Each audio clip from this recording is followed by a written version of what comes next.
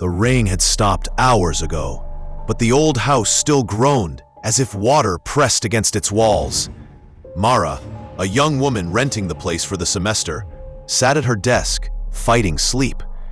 At the far end of the room stood an antique mirror she hadn't moved since she arrived. It was tall, cracked slightly along the frame, and seemed to drink in the light rather than reflect it. She told herself it was just an heirloom the landlord had forgotten to throw out. But every night, just past 3 in the morning, she felt something shift inside it.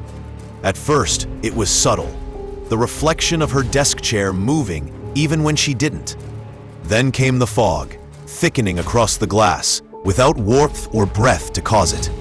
And finally, the scratching, thin, deliberate, as if nails dragged slowly along the other side. Mara tried to laugh it off to friends, but deep down, the unease grew. Shadows clung too long to the corners of the mirror. Sometimes she swore she saw herself blink twice when she had only blinked once. One night, she decided to watch. The clock struck 3:15.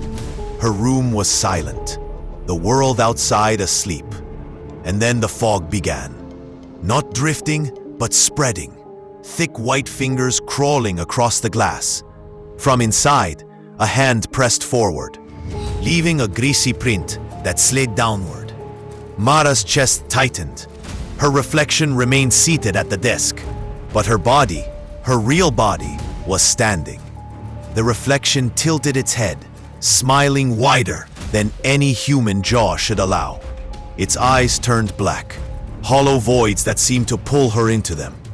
With a sound like shattering bones, the mirror cracked down the middle, and the thing stepped through. It wore her face, but its movements were twisted, joints bending backward, neck lolling loosely as though broken. Mara backed away, but the figure mimicked none of her panic.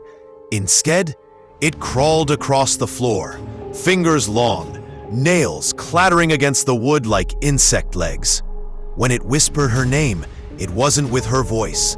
It was deeper, guttural, a sound that seemed to come from beneath the floor. She tried to reach the door, but the figure was already there, standing, blocking her way. It raised a hand and dragged a nail down her arm. Pain seared her skin, and blood welled instantly. Then, without warning, it stepped backward into the mirror, vanishing as though it had never left. The glass was spotless. When Mara looked at her arm, 4 deep scratches burned across it, fresh and raw. She left the house that night and never returned.